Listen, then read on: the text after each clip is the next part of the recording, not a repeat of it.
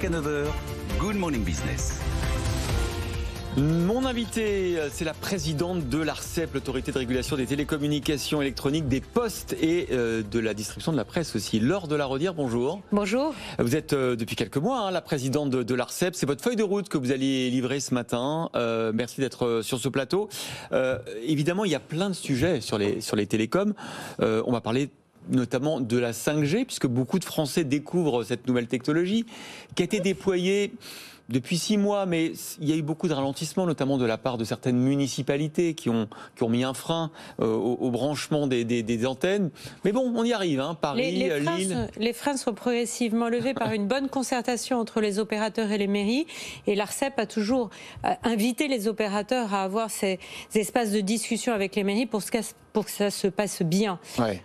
Mais le déploiement va assez vite. Il y a déjà 2000 sites qui sont déployés en France sur ce qu'on appelle la bande cœur de la 5G, celle qui a fait l'objet d'autorisation de fréquence l'année dernière. Est-ce qu'il y a une vraie et une fausse 5G ? Non, en fait, c'est pas une vraie. Opérateurs, certains disent justement le cœur.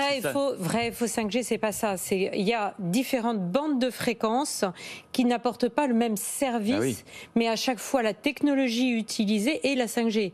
Mais la 5G dans la bande cœur, qui est celle de 3,5 GHz, celle qui a été attribuée en décembre, va permettre beaucoup plus de débit que celle qui est dans une bande plus basse, 700 MHz, où les débits seront plus conforme à ce qu'on connaît dans la 4G. Pourtant, on vend la même chose aux consommateurs. Quel que soit l'opérateur, on dit que c'est de la 5G. Vous dites qu'il y a deux 5G. Nous voulons en fait amener le plus de transparence possible en matière de communication et expliquer qu'il y a de la 5G sur un certain type de fréquence qui vont apporter beaucoup plus de débit. C'est compliqué pour les consommateurs de connaître la différence. Il faut un label. Il faut un label, discutons-en avec les opérateurs.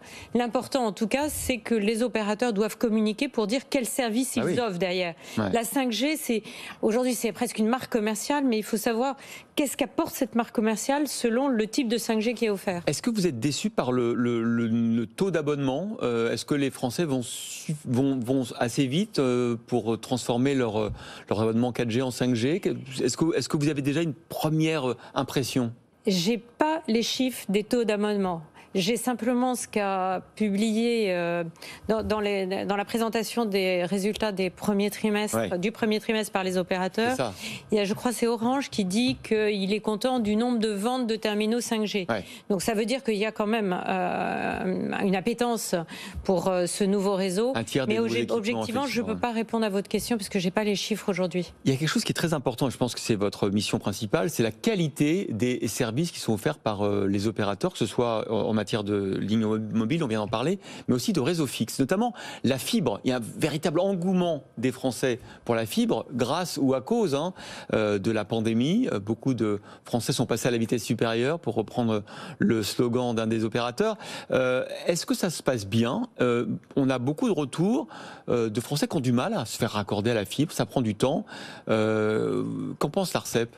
L'ARCEP d'abord estime qu'il y a une excellente nouvelle, que la fibre devient le réseau de référence. En 2020, il y a des investissements records sur la fibre par les opérateurs. Les opérateurs ont investi 11,5 milliards d'euros l'année dernière, soit près de 1 milliard de plus que l'année d'avant. Et ça trouve un public. C'est-à-dire que les investissements qui sont faits par les opérateurs trouvent un public, puisqu'il y a eu 3,3 millions d'abonnés de plus à la fibre l'année dernière, soit plus d'1 million qu'en 2019. Donc ça, c'est une bonne nouvelle. Aujourd'hui, l'ARCEP publie son observatoire annuel des marchés, et donc je me permets de donner ces chiffres. Maintenant, on constate aussi que les raccordements ne se passent pas bien. C'est-à-dire qu'il y a 20 à 30% des raccordements qui sont en échec, qu'il y a des défauts de qualité, 20 à 30%. Et c'est tout à fait inacceptable parce que on a un investissement privé majeur, 11,5 milliards, public aussi. Les collectivités sont engagées dans le déploiement de la fibre, et en face, on a un réseau qui devrait apporter toutes les promesses technologiques qui étaient initialement prévues et qui créent des déceptions. Qui est responsable ? C'est pas acceptable. Ce sont les opérateurs qui sont responsables. D'abord les opérateurs d'infrastructure, c'est-à-dire ceux qui déploient le réseau, parce qu'ils sont responsables de la qualité qui est fournie sur ce réseau, mais aussi les opérateurs commerciaux, c'est-à-dire ceux qui raccordent le client et qui vont donc chez les clients mettre en service la fibre. Et il faut forcément que les relations entre les opérateurs d'infrastructure et les opérateurs commerciaux soient bien mieux calées. L'ARCEP a travaillé toute l'année 2020 avec eux pour avoir une feuille de route bien précise sur les responsabilités des uns et des autres. On veut maintenant que ça soit mis en place et que c'est des résultats, parce que la situation aujourd'hui n'est pas acceptable. Et ça veut dire quoi ? Vous allez faire des rappels à l'ordre, des sanctions ? On va pouvoir collecter des indicateurs de qualité de service par opérateurs d'infrastructures, mais aussi par opérateurs commerciaux, et on va les mettre devant leurs responsabilités et d'avoir en fait des indicateurs qui baissent et d'avoir des mises en œuvre d'actions correctives afin d'avoir une bonne qualité de service sur ce réseau fibre. Je pense qu'aujourd'hui tous les opérateurs ont intérêt à ça, parce que c'est pas leur intérêt d'avoir des clients qui sont insatisfaits, c'est pas leur intérêt non plus d'avoir l'ensemble des collectivités locales qui sont vent debout contre ces défauts de fonctionnement des réseaux. Et donc, j'ai hâte, en fait, de voir les indicateurs s'améliorer. Et nous travaillons étroitement sur ce sujet avec les opérateurs. Avant de parler du réseau cuivre, parce que là aussi il y a des problèmes. Sur la fibre, on a aussi un problème est-ce qu'il y a un problème de saturation du réseau ? On parle beaucoup des GAFA, on fait peser sur eux beaucoup de nouvelles contraintes, sur évidemment le financement de programmes audiovisuels, et c'est normal, sur la régulation. Mais en revanche, on sait que parfois ils occupent jusqu'à 50-75% du débit sur les réseaux. Est-ce qu'ils doivent contribuer, financer peut-être en partie cette bande passante ? Ça, c'est un débat vieux qui dit que puisqu'ils occupent la bande passante, ils doivent payer plus du financement des réseaux. C'est un débat qui doit se passer au niveau européen, et c'est un débat que j'avais déjà initié il y a même une dizaine d'années alors que j'étais députée, en me disant finalement il ne serait pas illogique au niveau européen qu'on mette en place ce qui s'appellerait une terminaison d'appel data, c'est-à-dire des échanges en fait de financement à l'interconnexion du réseau Internet. Je pense que c'est pas envisageable au niveau français, parce qu'il y aurait des effets d'éviction extrêmement simples. Mais donc vous souhaitez qu'au niveau européen, on fasse en sorte que les GAFA contribuent ? Moi, je l'ai souhaité, je l'ai porté en son temps et je continuerai à le porter. Pour l'instant, il n'y a pas unanimité sur ce point de vue. Qu'est-ce que dit Thierry Breton ? Avec qui vous êtes sans doute en relation? Je lui exposerai mon point de vue. Bon. L'autre sujet, évidemment, de la qualité, c'est celui du vieux réseau de fils de cuivre. Parce que beaucoup de Français constatent une détérioration du service. D'un coup, ils n'ont plus de téléphone, alors qu'ils ne sont pas du tout sur la fibre, mais ils sont sur le réseau de cuivre. Qu'est-ce qui se passe sur le réseau de cuivre? Est-ce qu'on délaisse? D'abord, il faut vraiment qu'on ait une vision. Le réseau cuivre, aujourd'hui, il est encore utilisé par la grande majorité des Français. Notamment pour la DSL. Donc, c'est pas acceptable d'avoir des gens qui soient privés de téléphone et d'Internet pendant des semaines. Et dans certains territoires ruraux, ce sont des semaines privées, où des familles entières, des villages quelquefois, sont privés de téléphone et d'Internet.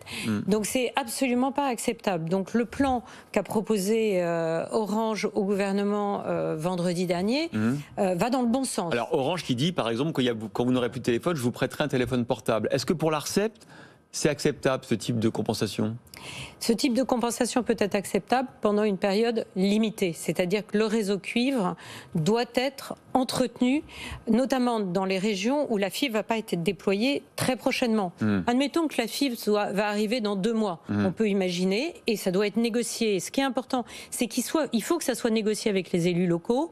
Il faut qu'on puisse avoir une situation transitoire. Je crois que les Français peuvent comprendre ça si la fibre arrive prochainement. Mais si la fibre arrive dans 2025, on est en 2021 aujourd'hui, il faut que le réseau soit réparé. Ouais. Donc c'est pour ça que je trouve que l'annonce d'avoir mis en place des comités départementaux sous l'égide du préfet, avec les élus locaux, pour être un espace de discussion et de concertation sur les solutions à mettre en œuvre au plus près des citoyens, est une bonne décision d'Orange.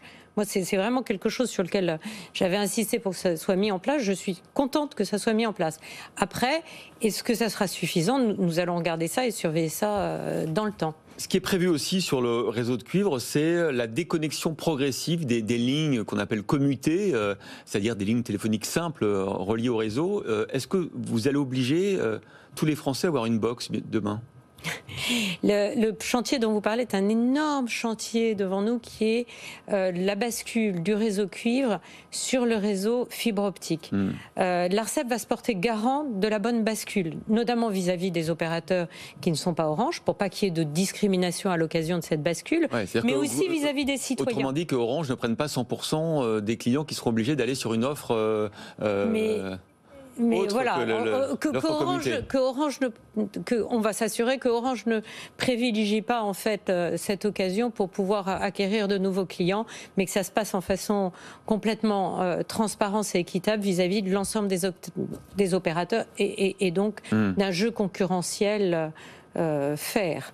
Et puis, le deuxième chose, on va se porter garant vis-à-vis des citoyens. C'est-à-dire que si aujourd'hui une personne n'a qu'une offre téléphonique sur ce qui s'appelle le réseau téléphonique commuté, elle puisse avoir l'offre équivalente à un tarif équivalent sur la fibre. Et que ça soit le plus transparent possible pour elle. C'est vraiment l'objectif de cette bascule. Nous sommes intéressés à ce que cette bascule avance à bon rythme, parce que à la fois pour des enjeux financiers vis-à-vis des opérateurs, mais aussi pour des enjeux environnementaux, il n'est pas raisonnable en fait de continuer à avoir deux réseaux en parallèle. Et puis ça oblige aussi Orange à maintenir le réseau cuivre en termes de qualité. Encore une dernière question. On a vu en un an beaucoup de réseaux d'opérateurs mobiles virtuels, ce qu'on appelle les MVNO, disparaître, soit parce qu'ils sont rachetés, soit parce qu'ils ont été regroupés. On se souvient, les Auchan Mobile, Énergie Mobile, Cdiscount, Crédit Mutuel, tout ça a été avalé soit par Bouygues Télécom, soit par exemple par SFR pour Leclerc Mobile. Est-ce que ça vous inquiète? Est-ce que c'est moins de concurrence? C'est un peu moins de concurrence, c'est vrai, c'est une tendance du marché. Les MVNO pouvaient fournir certains services spécifiques sur les réseaux mobiles.